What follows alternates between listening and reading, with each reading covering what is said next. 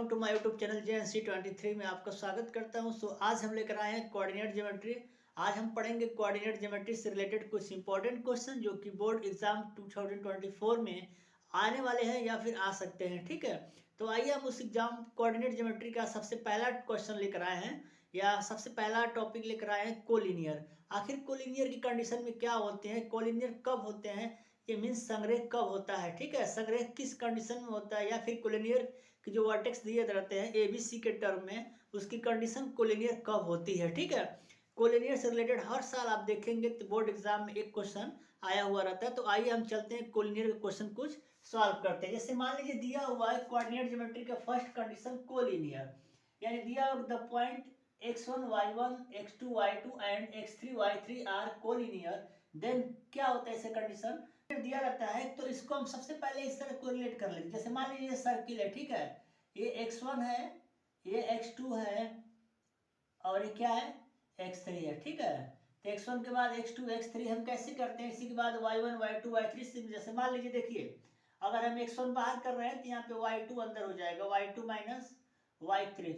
वैसे ही अगर हम x2 यहाँ पे करेंगे, x1 के बाद x2 तो अंदर क्या हो जाएगा y3 माइनस y1। ठीक वैसे ही यहाँ पे अगर x3 हम लेते हैं तो अंदर हमें क्या हो जाएगा y1 minus y2 equal to 0। समझ में आया। जैसे अगर हम x1 को बाहर वैल्यू लेते हैं तो अंदर x1 के बाद क्या आता है 2 3, 2 अगर बाहर करते हैं तो 2 के बाद क्या है 3 के बाद 1, तो 3 और 1, फिर 3 लेंगे तो 1 एंड 2, मतलब x1 y2 minus y3 plus x2 y3 minus y1 plus x3 y1 minus y2 equal to 0। ठीक है, इससे रिलेटेड हम क्वेश्चन को आज हम सॉल्व करेंगे। जैसे में दिया है कि 8 1 comma k minus 4 2 comma minus 5 are collinear, then find the value of k। हम क्या कराएंगे सिंपल तरीके से, सबसे पहले x1 x2 x3 value y1 y2 y3। क्या होता है फार्मूला, x1 का मान क्या दिया हुआ 8, फिर x2 y2 y1 y2 y2 की वैल्यू माइनस 4 माइनस y3 की वैल्यू क्या है minus 5 minus minus plus plus x2 का मान क्या दिया हुआ है, x2 का मान यहाँ पे k दिया हुआ है। ठीक है, उसके बाद x2 के बाद फार्मूला क्या है y3 माइनस y1, तो y1 y2 y3 यानी y3 minus y1 plus x3 का मान क्या दिया हुआ है 2, और x3 के बाद क्या आता है y1 माइनस y2, तो y1 आपका 1 है, y2 आपका माइनस 4 है, तो minus minus plus equal to 0।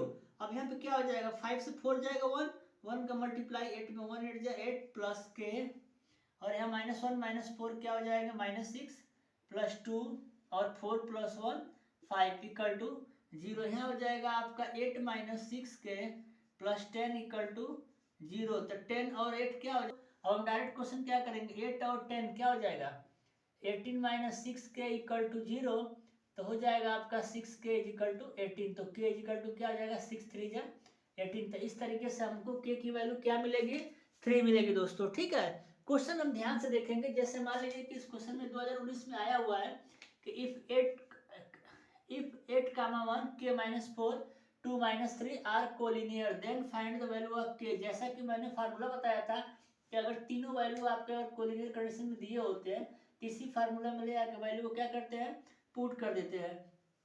तो डायरेक्ट 8 माइनस 4 प्लस 5 के minus 5 minus 1 plus 2 1 plus 4 equal to 0। तो 5 से 4 जाएगा आपका 1 आएगा, 1 के 8 में मल्टीपल कराएंगे 8 हो जाएगा, माइनस के माइनस 5 माइनस 4 माइनस 6 हो जाएगा, और 1 प्लस 4 5 हो जाएगा, 5 2 जा यहाँ पे 10 हो जाएगा, 8 1 जा 8 माइनस 4 6 माइनस 6 हो जाएगा, तो 8 और 10 18 हो जाएगा, माइनस 6 के इक्वल टू 0, तो 6 के इक्वल टू 18, तो के इक्वल टू 3। इस तरीके से हम इस टाइप क्वेश्चन को सॉल्व करते हैं। Point minus 1 y 5 7 and 2 minus 3 are collinear, then find the value of y।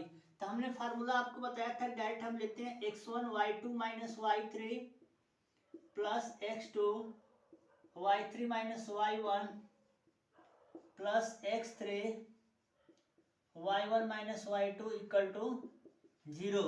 Direct हमारा वैल्यू क्या है x1 का मान माइनस 1 दिया हुआ है, y2 का मान क्या दिया है 7, y3 का मान क्या दिया है माइनस 3 माइनस 3 माइनस 3 प्लस हो जाएगा, x2 का मान क्या दिया है 5, फिर y3 y1 y2 y3 क्या है माइनस 3, और y1 का मान क्या दिया है y। क्लियर है, उसके बाद x3, x1, x2, x3, x3 का मान क्या है 2, y1 का मान क्या दिया है y माइनस y2 का मान क्या दिया है 7 इक्वल टू 0। इस तरह के हम सिस्टमेटिक यहाँ से y की वैल्यू रख लेंगे, ठीक ना, x1, x2, x3, y1, y2, y3।